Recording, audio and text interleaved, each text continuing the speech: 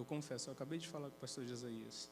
Deus confirmou essa palavra através do louvor, da equipe de louvor. Eu glorifico Ele por isso. Meus irmãos acharam? Digam amém. A partir do versículo 15 diz assim: E Jaziel disse: Dai ouvidos todo Judá, e vós, moradores de Jerusalém, e tu, ó rei Josafá, assim o Senhor vos diz: não temais, nem vos assusteis por causa desta grande multidão, pois a peleja não é vossa, senão de Deus. Amanhã descereis contra eles, eis que sobem pela ladeira de Ziz, e os achareis no fim do vale, diante do deserto de Jeruel. Nesta peleja não tereis de pelejar. Parai, estai em pé, e vede a salvação do Senhor para convosco, ó Judá e Jerusalém. Não temais, nem vos assusteis. Amanhã saí-lhes ao encontro, porque o Senhor será convosco. Meus irmãos, Deus Ele me direcionou uma palavra. Todos nós conhecemos a ocasião, o contexto e este versículo, mas hoje, pedindo o direcionamento de Deus, e Ele me leva a esta palavra. Quando nós pegamos para entender um pouco, e eu não quero aqui me ater na historicidade do texto por conta do tempo, mas eu quero trazer alguns ensinos práticos que Deus me trouxe e eu quero compartilhar com os irmãos a respeito dessa mensagem. A Bíblia vai nos falar sobre um rei chamado Josafá. Josafá, ele foi um rei que Deus precisou atuar em algumas áreas da vida dele, para que ele temesse a Deus conforme Deus quisesse. O interessante é que esse rei Josafá, ele age em algumas áreas específicas do povo de Judá, que era o povo que ele estava reinando na época. E quando nós pegamos dentro desse contexto, Deus traz Josafá para o contexto do juízo. Deus entra em juízo com o rei Josafá e traz Josafá para que ele agisse dentro desse meio de juízo. A Bíblia nos fala que o rei Josafá, depois que ele entra em juízo com Deus, depois que Deus age na vida dele, ele traz não somente o povo para esse direcionamento, mas ele traz o povo para a essência do temor a Deus. E quando nós pegamos dentro desse contexto, quando nós entendemos que Deus chama Josafá para esta tarefa, Josafá então, ele leva o povo para se ter uma vida íntegra diante de Deus. E quando Josafá, ele leva o povo para que tivesse uma vida temente a Deus, ele escolhe alguns juízes. Só que antes disso, ele tira o povo do contexto idólatra que o povo estava vivendo e leva o povo para um contexto de temer a Deus. Um contexto onde eles precisavam vivenciar aquilo que Deus tinha preparado para eles, mas baseado no temor a Ele. Josafá então leva o povo e esses juízes que ele levanta. E o interessante é que ele levanta juízes no meio religioso. Porque a Bíblia vai nos falar dentro desse contexto do capítulo 20 e anterior a ele, o capítulo 19, que o rei Josafá, ele levanta levitas, sacerdotes e também os pais da casa de Israel, para que entrassem no âmbito de temor a Deus.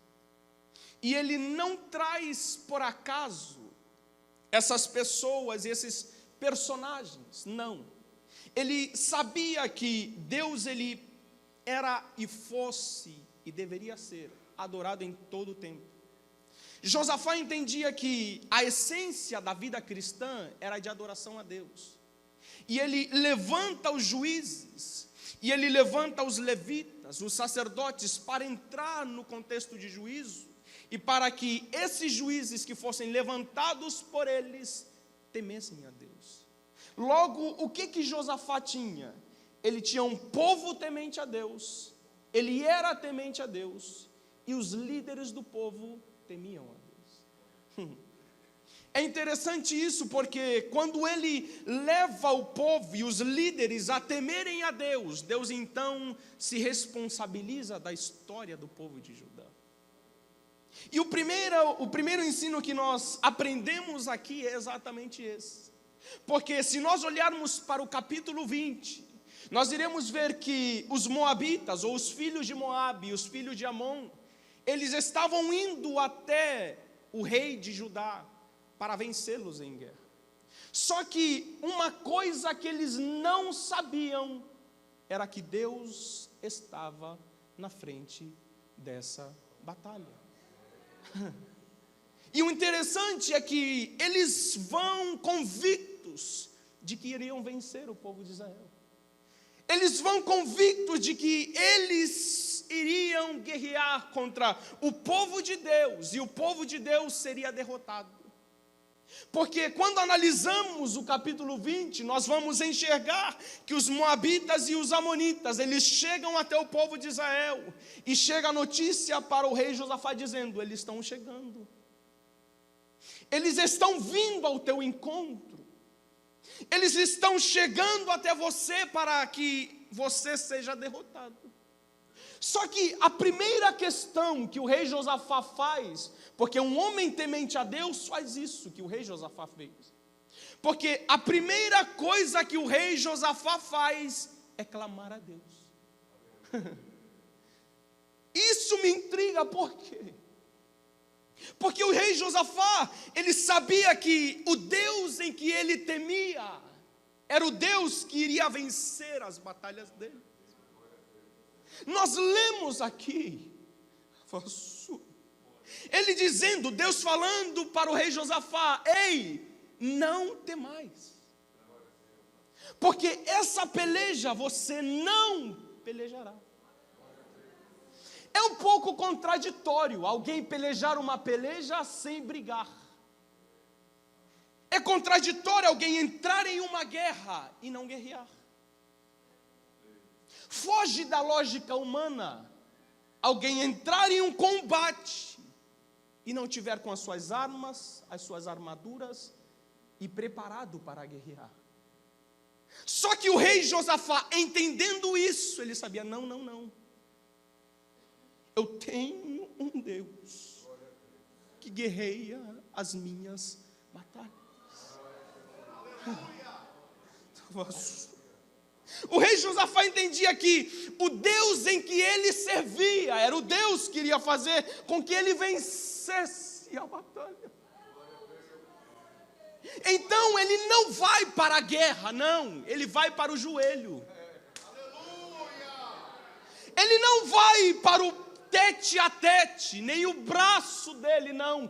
Ele vai para onde ele sabe que iria vencer a guerra. Aí eu comecei a indagar em casa, Marcos capítulo 4. Certa vez estavam os discípulos dentro do barco na primeira tempestade. E quando eles estavam dentro da tempestade, Jesus estava dormindo, lógico, 100% homem, ele também estava cansado. E quando ele estava dormindo, a Bíblia nos fala que os discípulos começam a clamar a ele.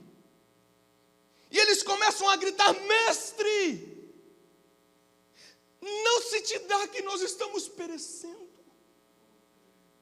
Os discípulos estavam falando o seguinte: Senhor, o Senhor não está vendo a minha guerra e a minha batalha? Senhor, será que o Senhor não está vendo o meu contexto de vida? Será que o Senhor não está enxergando tudo aquilo que eu estou passando? Só que a Bíblia nos fala que o mestre se levanta e ele diz: acalma vento e aquieta-te. Porque ele entendia que aquilo que causava aflição para a igreja, somente ele tinha o poder de dizer: ei, fica tranquilo, eu ainda continuo regendo a sua história. Aravaçu e candarabaiaçu. Darabaçu, Eu sinto Deus aqui. Só que o rei Josafá, ele entende que, clamando a Deus, Deus se responsabilizaria da sua batalha. Mas a Bíblia nos fala, dentro do capítulo 20, que o rei Josafá, além de ele receber essa notícia, versículos 6 e 9, ele diz: e clamaremos a ti na nossa angústia, e tu nos livrarás. Porque quando o rei Josafá e o povo de Judá entendia que Deus é quem os iria livrar, eles não fizeram nada. Eles não fizeram nada além de descansar. Sabe qual é o nosso problema? É nós acharmos que as nossas batalhas somos nós que guerreamos. É nós entrarmos dentro do contexto e dizer: não, o meu intelecto pode. Eu consigo explicar a situação que eu estou passando. Não, não, não. Nós não conseguimos, não podemos e nem devemos. Porque quando entendemos que eles clamaram ao Senhor, eles entendiam que deveriam nada mais do que descansar. Aí Deus nos leva a Êxodo capítulo 3. O povo de Israel, depois de ter passado por todo o período de aflição, a Bíblia nos fala que o povo de Israel estava farto do primeiro faraó. Só que Moisés chega a clamar a Deus, e Deus vai e fala o seguinte: eu tenho ouvido o clamor do meu povo, portanto eu desci para livrá-los. Não, eu não sei se você entendeu. Eu tenho ouvido o clamor do meu povo, portanto, ação, consequência de reação, desci para livrá-lo. Eu estou pregando para uma igreja que está baixo promessa e baixo palavra de Deus. Deixa eu te relembrar algo: o inferno pode até tentar, mas ele não vai te vencer. A angústia pode até tentar, você pode até estar com seu barco cambaleante, mas Deus me diz nessa noite: eu guerreio as suas batalhas, eu guerreio as suas batalhas. Iribaçu e candarabaiace, elevaçu e quendebaiace. E eu sinto uma autoridade de Deus, porque alguém precisa ouvir isso. Eu estou guerreando as suas guerras. Eu estou guerreando as suas batalhas. Ei, descansa, porque eu ainda continuo firme nas minhas promessas. Erevaçu e canderebaiace. Será que você pode adorar a Deus? Será que você pode engrandecer o nome dEle? Será que você pode levantar a sua mão? Porque mão levantada é sinal de vitória. Mão levantada é sinal de vitória. Aravaçu, erebacei e candarabaçu, ilibaçu erebaiacei, alacanderebacei. Mas não acaba por aí, rebaço. Ai, eu sinto Deus aqui. A Bíblia nos fala.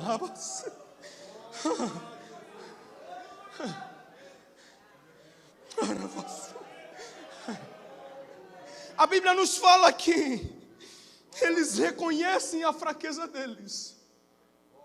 O povo de Judá, ele chega: Senhor, mas nós vamos perder. Os inimigos estão vindo. Nós somos fracos. Nós não conseguimos. Mas eles dizem: porém, os nossos olhos estão postos em ti.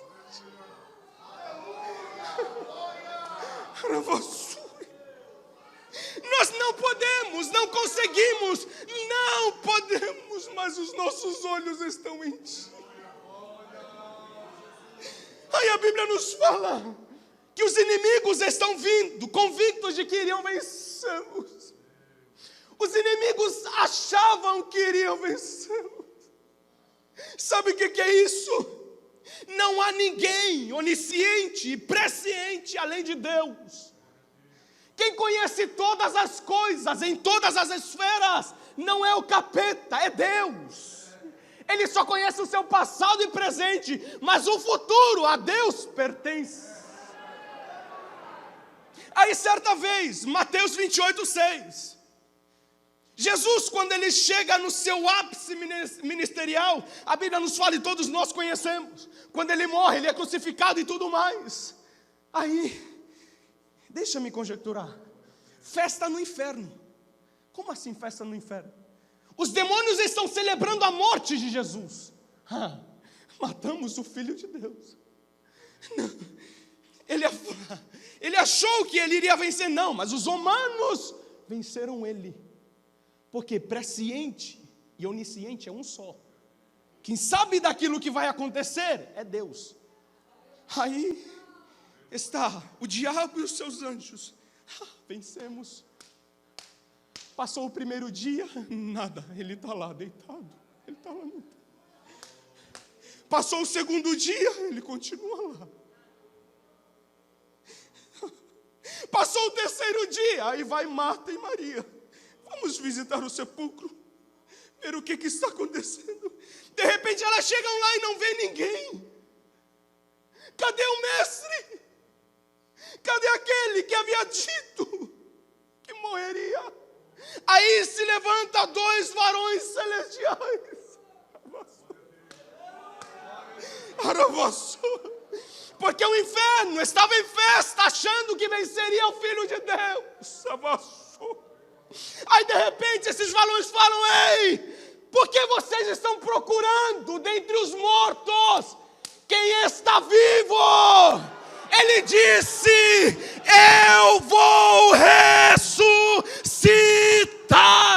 Nem a morte, nem o inferno, nem os romanos, nem a cruz, nada deteve o Filho de Deus. Ele vive pelo século dos séculos. Ele reina e é sempre eterno. Erebaço, alevaço e canderevaiasse. Erebaço e canderevaiasse. Derevaçu, e eu sinto a graça de Deus.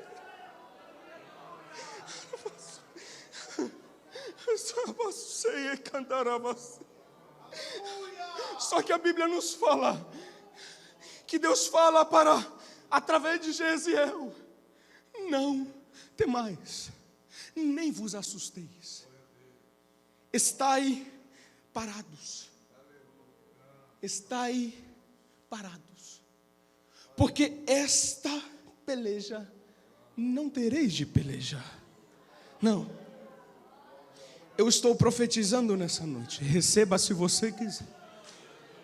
Esta peleja você não vai pelejar. Eu vou repetir. Esta peleja você não vai pelejar. Não adianta investir as suas forças, não. É Deus falando: hoje eu tomo controle dessa luta. Hoje eu tomo controle desta guerra. Hoje eu tomo controle dessa história. Eu digo: eu estou pelejando pela sua vida. Eu estou pelejando pela sua história.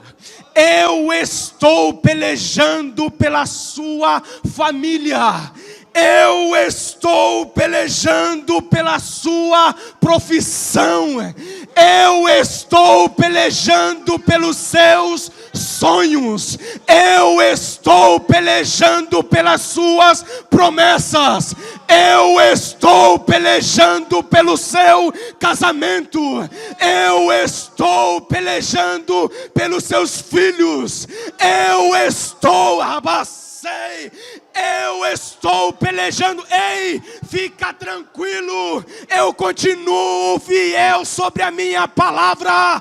Eu digo: não tereis que pelejar. Eu pelejarei por você. Adora, adora, adora, adora. Levante a sua mão e adora. Levante a sua mão e adora. Ele está dizendo: nessa peleja você não vai pelejar. Nessa peleja você não vai pelejar. Aravaiacei. Erevaçue canderevaiacei. E aqui eu concluo. Eu sinto uma graça de Deus aqui. Para que você entenda, eu sei como Deus cuida da nossa história. Escute. Devasu. Naravaya candaravaso. Adora, adora, adora, adora, adora. Araya canderevasei. Derevasu. Ai, can. Derevasu. Ai,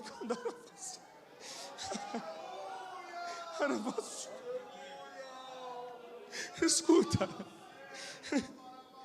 eu já contei esse testemunho aqui uma vez, mas não foi o culto de domingo. E Deus me leva de novo a isso. Quem me conhece sabe que eu tive o privilégio dado por Deus de passar 11 anos da minha vida no Chile, com os meus pais no campo missionário. Eu fui para lá, eu tinha 7 anos de idade. E quando eu chego lá, cultura diferente, pessoas diferentes, contexto diferente. E quando nós chegamos até lá, depois de alguns meses, o ministério que nos enviou falou: não conseguimos mais manter vocês. Se virem. Um pai, uma mãe e 4 filhos. Eu era o menor deles. E a minha mãe não entendia o porquê. Aí nós começamos a passar necessidade. Começaram a faltar as coisas em casa. Nós éramos estrangeiros dentro de um país, não tínhamos direito a praticamente nada. Aí as coisas começam a faltar. E a minha mãe, ela não entendia tudo isso. E ela chega até o meu pai e fala: você trouxe a gente para isso daqui. Porque quem entende o contexto missiológico e missionário é somente aqueles que vivem lá e passam a realidade. E quando nós estávamos lá, houveram até vezes que o meu irmão e todos nós tomávamos até água com açúcar para saciar a fome. Houveram dias e chegou uma certa ocasião, nós estudávamos lá o período integral. Depois da escola, o meu irmão cheio de fome, ele desmaia dentro de casa. Aí foi a gota d'água. A minha mãe, ela fala: não, eu vou voltar para o Brasil, eu não aguento mais um dia aqui. Aí Deus vai e levanta o meu pai em profecia para ela.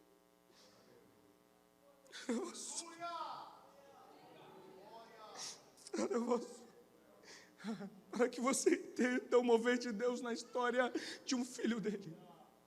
E ele diz: mulher, muda as tuas palavras de questionamento para palavras de adoração. Que eu, o Senhor, estarei agindo em você e na sua família.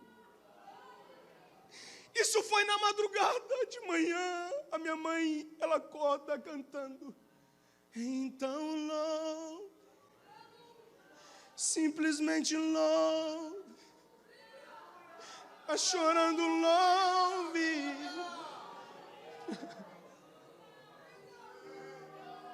a sofrendo louve,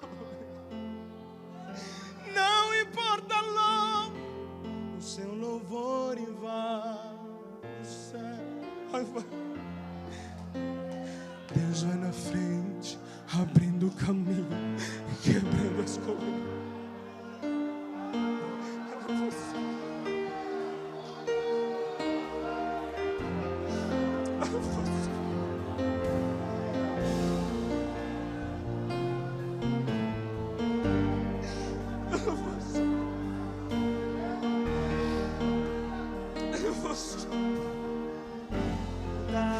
Senhor, para que você entenda. No outro dia,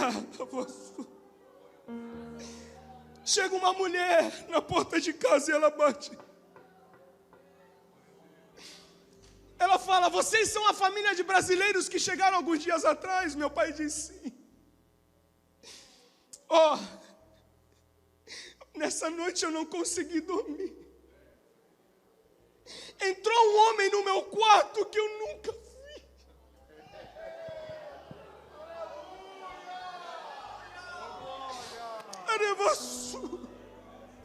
Esse homem eu nunca vi.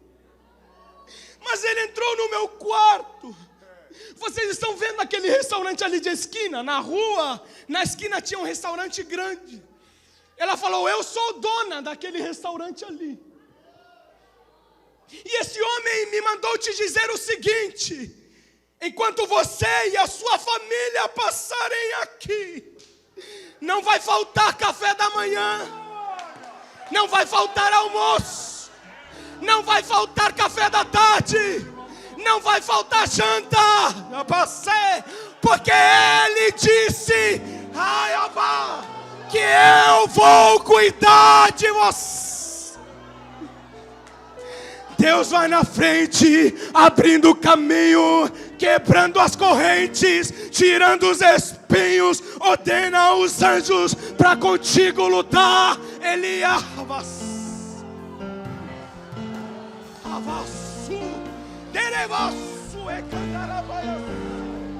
levanta a sua mão. Ele está dizendo: eu guerreio a sua batalha. Eu guerreio as tuas guerras. Eu guerreio a sua batalha.